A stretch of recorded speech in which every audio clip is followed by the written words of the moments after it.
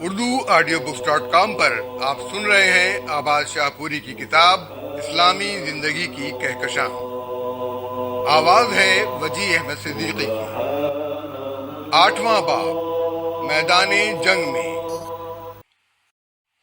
اے سرفروش مجاہدو!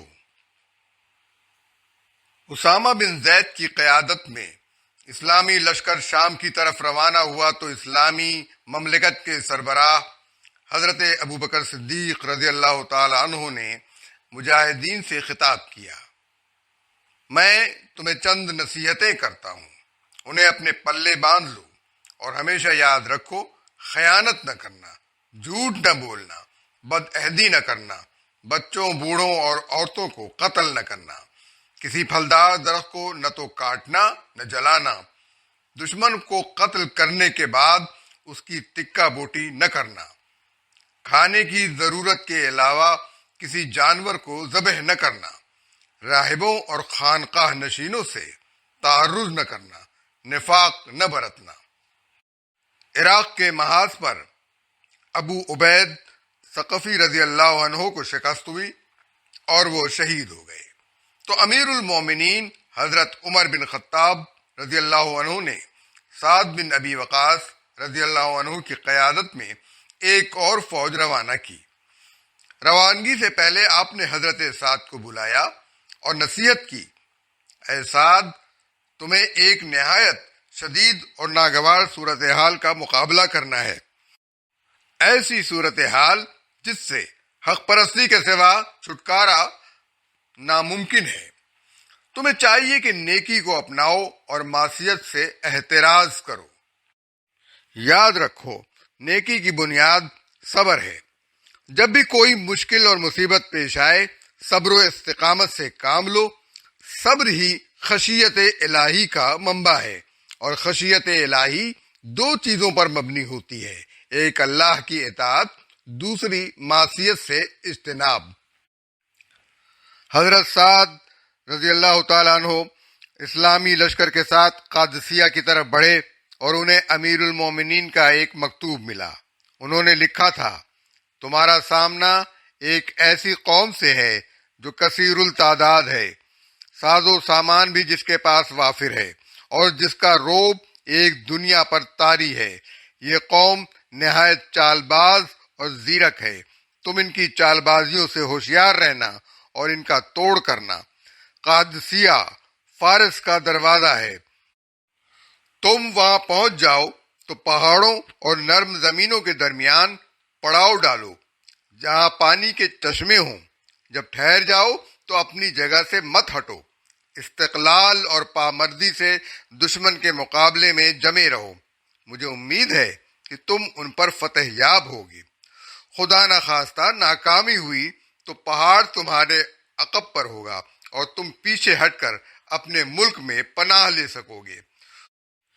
جرت و دانائی سے لڑو گے تو اللہ تعالیٰ تمہیں فتح و کامرانی سے ہمکنار کرے گا اور دشمن کو مغلوب و نامراد۔ یرموک کے میدان کی طرف روانہ ہوتے وقت اسلامی افواج کے کمانڈر خالد بن ولید رضی اللہ عنہ نے مجاہدین سے خطاب کرتے ہوئے کہا، مجاہدو، ایک بات یاد رکھو، تمہیں نہ تو اختلاف کا شکار ہونا چاہیے نہ ضعف ایمان کا۔ اللہ کی طرف سے نصرت نیت کے مطابق آتی ہے اور اجر بقدر خلوص ملتا ہے۔ کسی مشکل میں گرفتار ہو کر پریشان ہو جانا مسلمان کو زیب نہیں دیتا، کیونکہ نصرت الہی اس کے ساتھ ہوتی ہے۔ قادسیہ کے میدان میں سعد بن ابی وقاص رضی اللہ عنہ نے غازیان اسلام کو جہاد پر ابھارتے ہوئے کہا، مسلمانوں، اللہ کی ذات برحق ہے، اس کی بادشاہت میں کوئی شریک نہیں اور وہ وعدہ خلافی نہیں کرتا۔ اس نے خود قرآن کریم میں یہ ارشاد فرمایا ہے، ہم نے زبور میں لکھ دیا تھا کہ اس سرزمین کے وارث میرے نیک بندے ہوں گے۔ یہ سرزمین تمہاری میراث ہے اور تمہارے پروردگار نے اس کا وعدہ کیا ہے۔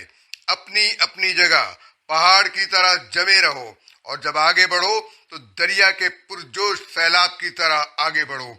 اگر تم دنیا سے بے رغبت ہو کر آخرت کو پسند کرو گے تو اللہ تعالیٰ تمہیں دنیا اور آخرت دونوں سے نوازے گا، اور اگر کمزوری اور بزدلی کا مظاہرہ کرو گے تو دنیا میں تمہاری ہوا اکھڑ جائے گی اور آخرت تباہ و برباد ہو جائے گی۔ جسر کی لڑائی میں مسلمانوں کو شکست ہوئی۔ مسلمان فوج کے کمانڈر ابو عبید ثقفی رضی اللہ عنہ شہید ہو گئے۔ اب کمان مثنی بن حارثہ رضی اللہ عنہ نے سنبھال لی۔ بوئب کے مقام پر ایرانیوں کے ساتھ ایک اور زبردست جنگ ہوئی۔ جنگ شروع ہونے سے پہلے مثنی نے اپنی فوج میں روح جہاد پھونکتے ہوئے کہا، مسلمانوں، دشمن تمہارے ساتھ آج پھر نبرد آزما ہونا چاہتا ہے۔ ایسا دن پھر ہاتھ نہ آئے گا۔ میرے لیے تو یہ دن عید کے دن سے بھی زیادہ نشاط انگیز ہے۔ میرا دل جوش ایمانی سے لبریز ہے۔ میں اگر تنہا ہوتا تب بھی دشمنان اسلام کے سامنے سے نہ ہٹتا۔ افسوس، تم لوگ مسلمان ہو کر مجوسیوں سے ڈرتے ہو۔ جنت کے دروازے تمہارے لیے کھول دیے گئے ہیں۔ بڑھو اور بڑھ کر اپنے دل کی مراد حاصل کرو۔ اللہ اور اس کے رسول کی خوشنودی طلب کرو۔ بلا شبہ اللہ انہی لوگوں کا دوست ہے جو اس کی راہ میں صف بصف عزم و استقلال سے لڑتے ہیں۔ ایران کے فتح ہو جانے کی خبر دارالخلافہ مدینہ منورہ میں پہنچی تو ہر طرف مسرت و شادمانی کی لہر دوڑ گئی۔ حضرت عمر رضی اللہ عنہ نے اہل مدینہ کا اجتماع بلایا اور بڑی مؤثر تقریر کی۔ اللہ کی حمد و ثنا کے بعد انہوں نے فرمایا، بے شک آج مجوسیوں کی حکومت ختم ہو گئی۔ آج ان کے قبضے میں ایک بالشت زمین بھی نہیں رہی کہ وہ مسلمانوں کو کوئی نقصان پہنچا سکیں۔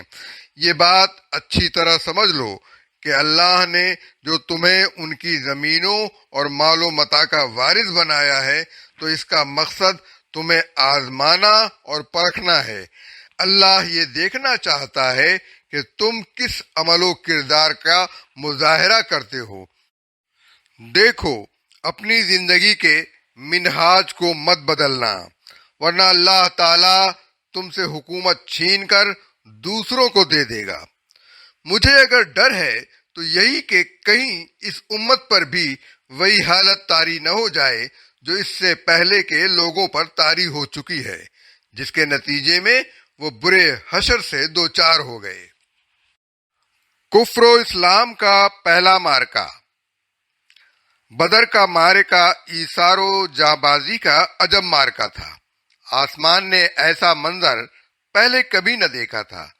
نظریے نے نسل و خون اور زبان و وطن کے رشتے ختم کر دیے تھے۔ ایک طرف دین حق کے علمبردار تھے، دوسری طرف کفر و باطل کے طرفدار۔ حضرت ابو بکر رضی اللہ عنہ کے بیٹے عبد الرحمن، جو ابھی تک کافر تھے، جنگ کے میدان میں نکلے تو ابو بکر رضی اللہ عنہ ان کے مقابلے کے لیے بڑھے۔ عتبہ میدان میں آیا تو اس کے بیٹے حضرت ابو حذیفہ رضی اللہ عنہ مد مقابل آئے، مگر حضور صلی اللہ علیہ وسلم نے جو سراپا رحمت و شفقت تھے انہیں روک دیا۔ عین گھمسان کی جنگ میں حضرت عمر رضی اللہ عنہ کی اپنے ماموں آس سے مٹبھیڑ ہو گئی۔ ان کی تلوار بجلی کی طرح چمکی اور آس کا کام تمام کر گئی۔ سعید بن الاس کا بیٹا عبیدہ سر سے پاؤں تک لوہے میں غرق میدان میں آیا اور پکارا، میں ابو کرش ہوں، کون میرے مقابلے میں آتا ہے؟ حضرت زبیر بن العوام رضی اللہ عنہ مقابلے میں نکلے۔ نیزہ بازی شروع ہو گئی۔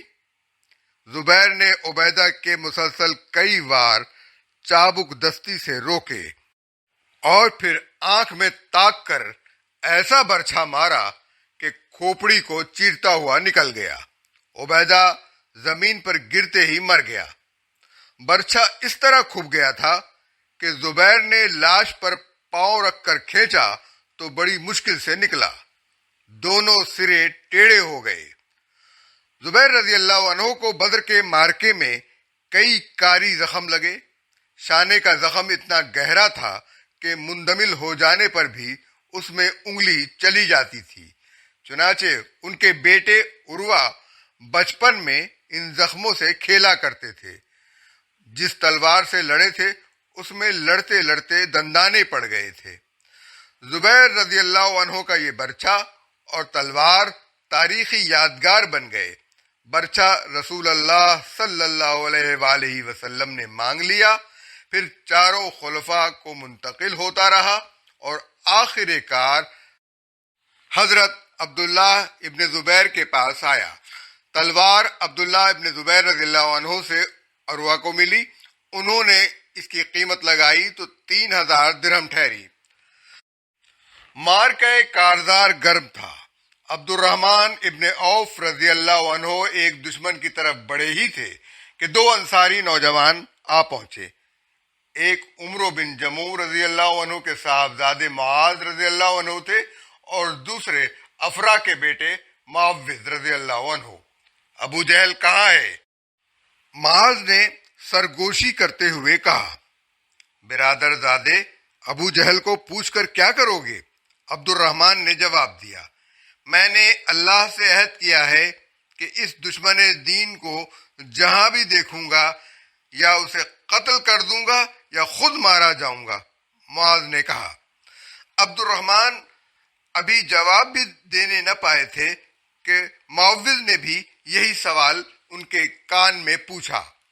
ابو جہل اس وقت لشکر کے وسط میں کھڑا تھا. اس کے چاروں طرف نوجوانوں نے نیزوں کی دیوار سی بنا رکھی تھی. عبد الرحمن نے اشارے سے بتایا وہ ابو جہل کھڑا ہے. دونوں جوان اس طرف چل دیے. موقع کی تلاش میں رہے. آخر موقع ہاتھ آ گیا. وہ باز کی طرح جھپٹے. معاذ نے تلوار کا ایک بھرپور وار کیا. تلوار ابو جہل کی نصف پنڈلی کو چیرتی ہوئی نکل گئی. وہ زخمی چیتے کی طرح چیخا. اکرمہ اپنے باپ کی چیخ سن کر پہنچ گیا. پیچھے سے معاذ کے بائیں شانے پر تلوار ماری. بازو کٹ گیا لیکن تسمہ باقی لگا رہا. معاذ نے اکرمہ کا تعاقب کیا مگر وہ بچ کر نکل گیا. معاذ کے ہٹتے ہی معوذ نے ابو جہل پر کاری ضرب لگائی اور وہ خاک و خون میں تڑپنے لگا. معاذ کٹے ہوئے بازو کے ساتھ ہی لڑتے رہے لیکن ہاتھ لٹکنے سے لڑنے میں رکاوٹ بھی ہوتی تھی اور تکلیف بھی. ہاتھ کو پاؤں کے نیچے دبا کر کھینچا، تسمہ بھی الگ ہو گیا اور وہ بے روک ٹوک لڑنے لگے. معاذ ایک ہاتھ کے ساتھ حضرت عثمان کے عہد تک زندہ رہے اور اس عرصے کئی لڑائیوں میں شریک ہوئے اور بہادری کے جوہر دکھائے.